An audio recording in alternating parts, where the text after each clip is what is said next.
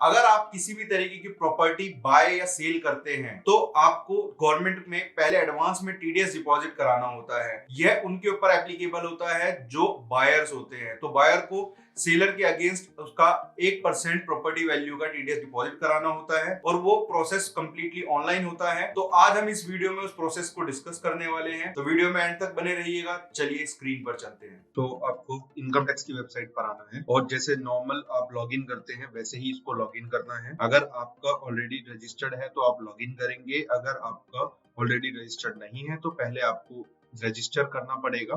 इसके ऊपर हमने एक सेपरेट वीडियो बनाई हुई है, आप ऊपर जाकर उसके आई बटन पे क्लिक करके उस वीडियो को देख सकते हैं। यहाँ फिलहाल हम लॉगिन करेंगे। लॉगिन उसको करना है जो टीडीएस डिपॉजिट कराएगा, जो बायर है।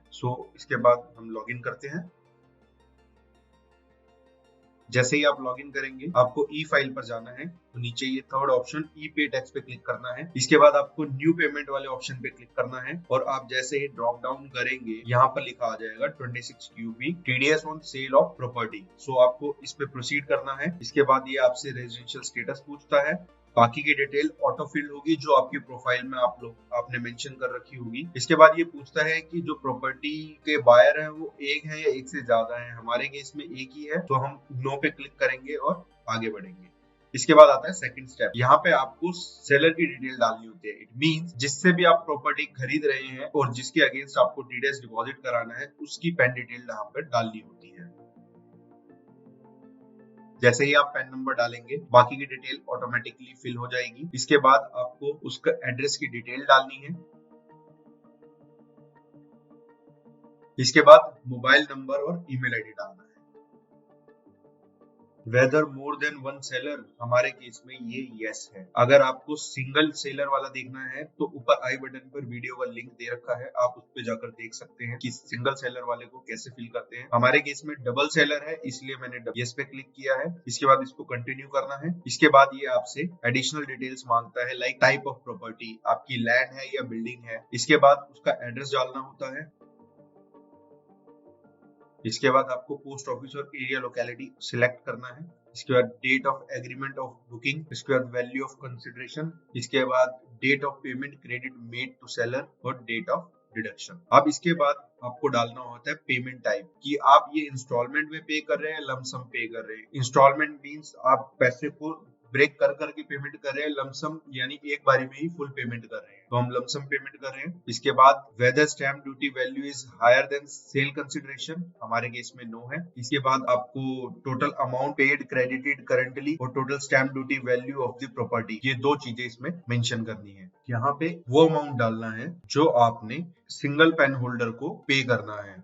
हमारे केस में दो मल्टीपल सेलर्स हैं तो उनको हमें 50-50 डिवाइड करना है।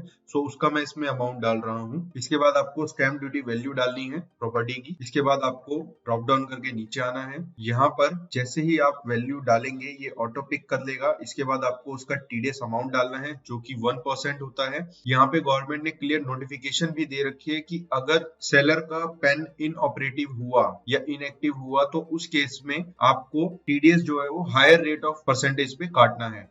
वो चीज देख लीजिएगा कि सामने वाले का पेन नंबर ऑपरेटिव होना चाहिए।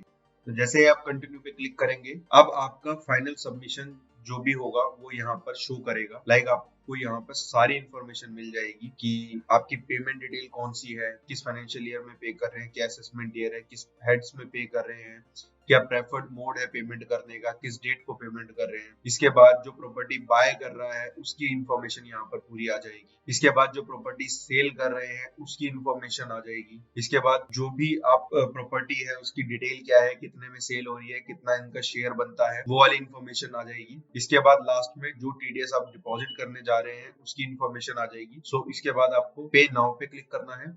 ये यहाँ पे टर्म्स एंड कंडीशन के लिए बोलेगा, अगर आपको रीड आउट करनी हो तो आप कर सकते हैं, नहीं तो लास्ट में आके इसको एग्री पर क्लिक करना है और सबमिट टू बैंक कर देना है। जैसे ही आप पेमेंट कर कर यहाँ पर आएंगे आपकी रिसीट यहाँ पे जनरेट हो जाएगी। आप उसको डाउनलोड कर सकते हैं, साथ ही एक स्टेटमेंट भी और डाउनलोड करने का ऑप्शन आ जाएगा तो आप उसको भी डाउनलोड कर सकते हैं और आप इनको ऐसे व्यू भी कर सकते हैं। ये इसकी चालान की कॉपी हो गई। और ये जो आपने फॉर्म फिल किया है उसकी इंफॉर्मेशन हो गई। इसके बाद आपको अनदर पेमेंट पे जाना है, मेक अनदर पेमेंट, और जो सेकंड पर्सन है या सेकंड प्रॉपर्टी ओनर है उसके लिए भी सेम प्रोसेस फॉलो करना है। तो मैं जल्दी से उसको फिल कर देता हूँ। यहाँ पे सेकंड पेन होल्डर की डिटेल आएगी।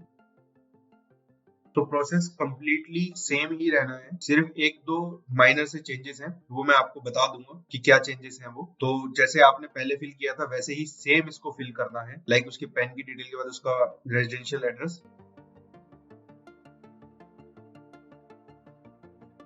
लास्ट में same whether more than one seller yes करना है और कंटिन्यू पे क्लिक कर देना है। इसके बाद सेम बिल्डिंग, हमारे केस में क्योंकि बिल्डिंग है लैंड नहीं है, तो इसके बाद उस प्रॉपर्टी का एड्रेस,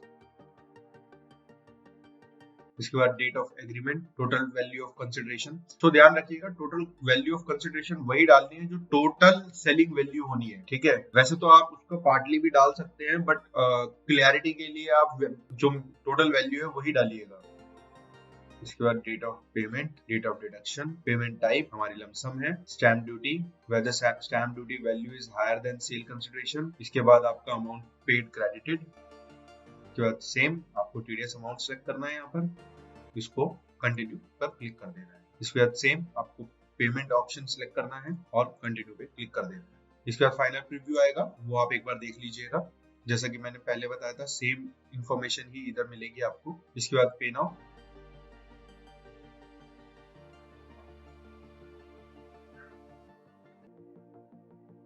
सो यही कंप्लीट प्रोसेस होता है। सो आई होप आपको ये प्रोसेस समझ में आ गया होगा और आपको इसमें समझने में कोई दिक्कत नहीं हुई होगी। अगर फिर भी आपकी कोई क्वेश्चन या क्वेरी हो तो आप नीचे कमेंट कर सकते हैं, मैं पूरी कोशिश करूंगा उसको रिप्लाई करने की। साथ ही अगर ये वीडियो आपको अच्छा लगा तो वीडियो को लाइक करना ना भूलें, साथ ही चैनल को सब्सक्राइब करके बेल आइकन को प्रेस करना ना भूलें।